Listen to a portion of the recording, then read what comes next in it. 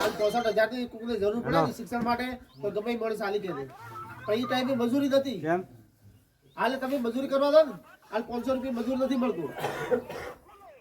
હાલ કડિયા કોમની મજૂરી કરતા છે કારીગર છે, એના 700 થી 800 રૂપિયા છે. પણ તમે 700-800 રૂપિયા તમે ગમે એવા કારીગરો છો ને, તો ખાલી આપણે દારૂ તો આપણે 800 રૂપિયા નહીં લેશે, આપણે ખાલી 200 રૂપિયા જ લેશે. કારણ કે આપણે 2 કલાક જ કામ કરવું છે. આપણે આખો દાડી કામ નહીં કરી કહેતા. કારણ કે આપણે સવારમાં તો 10 વાગે તો કામ ઉપર છે. 2 કલાક કામ ભરી ઓલા કે જે આલો યાલ છે અને મને 200 રૂપિયા લે, બહુ તારે આ કામ કરી આલો. એટલે શું કે આપણે એ તો નુકસાનમાં ખોટમાં આવે હતા. બીજું આપણે ઘરે રૂપિયા આલી નહીં કહેતા. ઘરના છોકરાને ભણવા જવું હોય, ટાઈમસર એમને ચોપડા ન હોય, એમને કોઈ ટ્યુશન ક્લાસે ફી બીજી ભરી હોય તો નહીં આપી આલી કહેતા. છોકરાને પ્રવાસમાં જવું હોય તો આપણે નહીં આલી કહેતા. તો એના માટે કરીને આ વ્યસનથી દૂર રહો. વેચવાવાળા શું પીવાવાળાને આ વ્યસનથી દૂર રહો. કારણ કે તમે બીજા પરિવારનો છોકરો ભાળો, એ વ્યસન નથી કરતો ને એનો છોકરો ભાળો, કેવું તૈયાર થઈ જાય દે એને શું જોઈએ દે. બચ્ચાવાળો આપણા છોકરાને 20 રૂપિયાવાળો ચંપલ આપે નહીં આલી કહેતા. અને પેલું 200 રૂપિયાવાળું બૂટ પહેરી જતો હોય તો અરે આપણા છોકરાને કેટલી પેલી હોય દે. ટાઈમસર આપણે લુગડા નથી લઈ આવતા અને બીજેનો આપી દારૂ પીવાવાળાને તમે પાળો કરે. અને આપણે કોઈ નથી કહેતું ગમે વેપાર કરવા વાળાનું ઘર પાડતું. આપણે તો મજૂરી કરી મરી જતા. આપણી સાયકલ નહીં લઈ કહેતા અને એને ગાડીએ ભરેલી. એટલે બધા જ કોઈ બી ધંધા કરતા હોય વ્યવસાય મજૂરી કરો, એવી મજૂરી કરો તમારું મજૂરી કરેલું કોઈ ઉગે.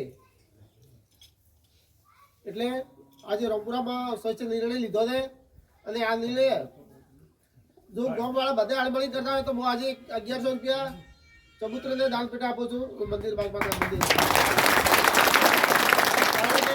આજથી રામપુરા ગામમાં દારૂ બંધી થાય છે એના માટે ચબૂતરાને દોડા માટે હું 1100 રૂપિયા આપું છું. અને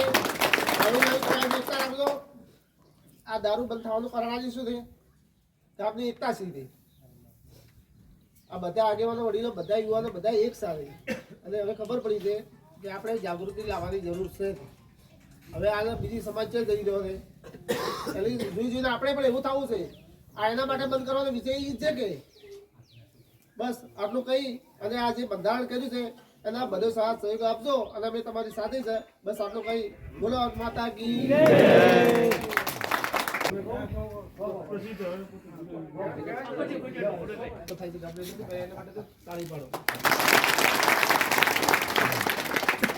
બીજું કે આપણે આ દારૂ શા માટે બંધ કરવો પડે છે? એક તો જે કોઈ બી ઘરનો કોઈ બી છોકરો બીજો દારૂ પીવે છે એના પરિવારની હાલત શું છે, એનો પરિવાર કેવી રીતે જીવે છે. હવે ધારો કે હું મારા ઘરમાં વ્યસન ના કરતો હોય, દારૂ શું કે કોઈ બી ગુટ વ્યસન ન હોય ગમે વસ્તુ હોય, હું વ્યસન નથી કરતો, બાજુવાળા ઘરમાં વ્યસન ચાલે છે, એ ભાઈ ટાઈમે કોઈ કમાણી કરી નહીં શકતો અથવા હીરો 500 ની મજૂરી વાળો હોય એને 200 રૂપિયાની મજૂરી કરવી પડે. કારણ કે એને પીવા માટે જ લાવવા છે. બીજો એને ઘરના પરિવારની તો ચિંતા છે જ નહીં. જો ઘરના પરિવારની ચિંતા હોય તો એ માણસ દારૂ પીતો જ નથી. એટલે જે પીવાવાળા છે ને એને પહેલાં તો એમના પરિવારની પડી જ નથી હોતી. એટલું નહીં વિચારતા કે આપણો પરિવારમાં શું જરૂર છે, શું લાવવું છે, કે આપણે કમાણી કોઈ હાલતા નથી, ઘરવાળાને ચમચમ ઘર ચલાવતા છે, એમના તમે બૈરા છે, એમના છોકરાની હાલત જુઓ. હાલે બહુ લગભગ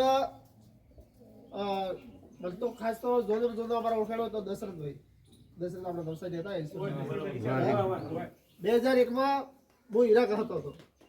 અને એ ટાઈમે ભૂકંપ આવ્યા ને એ દાડે નવસારી છોડી બહુ આવ્યા હતો. શું કે મારે શેઠથી મજૂરી કરવાની હાલત હતી.